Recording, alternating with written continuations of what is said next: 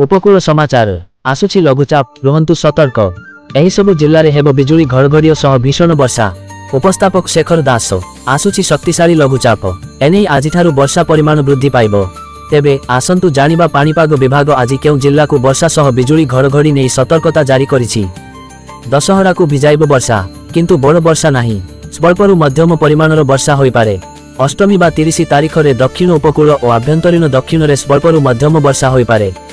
दशहरा दिन 2 तारिख रे उपकूल रे हालुकारु स्वल्प और दक्षिण ओडिशा रे स्वल्परु मध्यम परिमाणर वर्षा होई पारे बोली वरिष्ठ कृषि पाणीपाग विशेषज्ञ प्रोफेसर सुरेंद्रनाथ पशुपालक पूर्वानुमान करिसंती।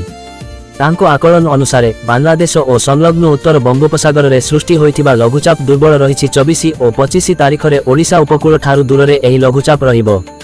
26 तारिख रे गोपालपुर और विशाखापाटना मझिरे श्रीकाकुलम पाखरे एही स्थल भाग छुई पारे।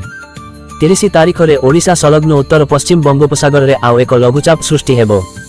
एहा ओडिशा उपकूल पाखरे समुद्र पतन रे उत्तर आड़कू आगेइबो। 4 तारिख रे पश्चिम दीघा पाखकू आसीबो किंतु एहा घनीभूत हेबनी बोली से कहिसंती।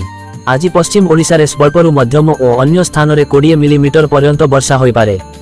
कलाहांती, बरगढ़, सोनपुर, बौद्ध, बलांगीर, नुआपड़ा और सोनपुर रे प्रबल वर्षा नै सतर्कता जारी होईछि।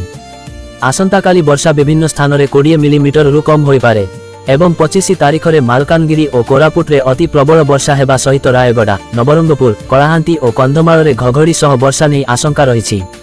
26 तारिख रे उत्तर आभ्यंतर को छाड़ियो राज्यर अन्य स्थान रे 25 मिलीमीटर पर्यंत वर्षा हेबो। 27 तारिख रे भुवनेश्वर और किछि विक्षिप्त अंचल रे वर्षा हेबो। 30 और 2 तारिख रे प्रबल वर्षा हेबो। 2 तारिख रे उपकूल रे हालुका वर्षा हेबो। हेले आसंताकाली एक लघुचाप सृष्टि हेबो बोली पाणीपाग विभाग कहिछि।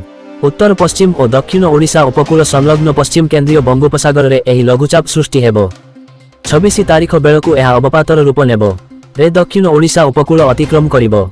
वर्षा, सरकारी चाकरी, सूचना, राजनीति, खेल, कृषि, शिल्प, वैषयिक ज्ञान, घटना और दुर्घटना संपर्क रे जानिबा पाई सब्सक्राइब करंतु और लाइक करंतु। कोस्टाल न्यूज ओडिया आपनक साथी रे। उपकूल समाचार। वंदे उत्कल जननी।